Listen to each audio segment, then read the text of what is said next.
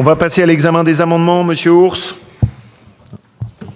Oui, c'est un amendement qui porte justement ce que vous venez de dire sur l'emploi, parce que vous avez chiffré un chiffre de 30 000 emplois, donc nous abondons à ça. C'est l'élargissement de l'aide régionale au premier ou dernier commerce pour être envisagé dans le cadre de soutien à l'emploi à des commerces concernés.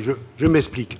C'est dans les tout petits commerces, quand je disais les petites communes, aujourd'hui, quand souvent l'homme et la femme travaillent, ils ne se sortent pas un salaire. Vous parlez de ça, des taxis, mais il n'y a pas que les taxis, ils ne se sortent pas un salaire. Donc, ils ont le choix, ou un des deux a un travail à l'extérieur et ramène le salaire, ils peuvent vivre, ou ils ne peuvent pas vivre. Et moi, je pense qu'il faut qu'on ait un regard très particulier sur... Alors, c'est quelques centaines ou peut-être milliers de commerces, je ne sais pas, mais ça ne va pas chercher loin.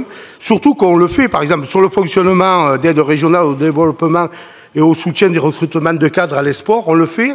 Je pense qu'on pourrait avoir à peu près le même système d'aide à ce sujet-là. Et je partage. Alors ça m'ennuie un peu, vous m'avez pris une partie de mon intervention, Monsieur le Président.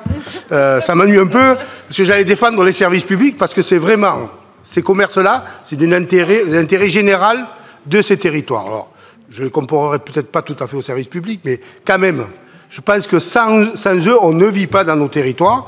Et je pense aussi qu'il faut être très attentif.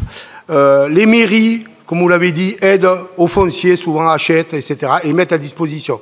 Les restaurants, comme vous l'avez dit, des petits restaurants, des fois, ils aident aussi à la cantine pour faire manger les enfants, etc. Donc il faut qu'on ait un regard, et malgré tout ça, j'ai un exemple pas très loin d'Aubenas, en fin de compte, on s'aperçoit qu'il ne vit pas quand même. Ils n'arrivent pas à vivre. Donc il faut qu'on regarde, parce que si ça ferme, c'est des pas entiers qui seront sans vie dans nos zones rurales.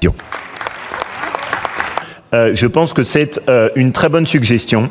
On peut travailler dessus. J'aime bien aussi l'approche, comme l'a dit Madame Surplis, que vous développez, qui consiste à dire qu'il ne faut pas que ce soit seulement dernier commerce, mais aussi premier commerce. Donc je pense que c'est très bien. Moi, si Stéphanie, ça lui convient, on peut adopter l'amendement.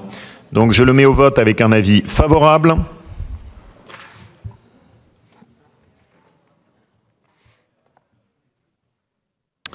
Merci beaucoup.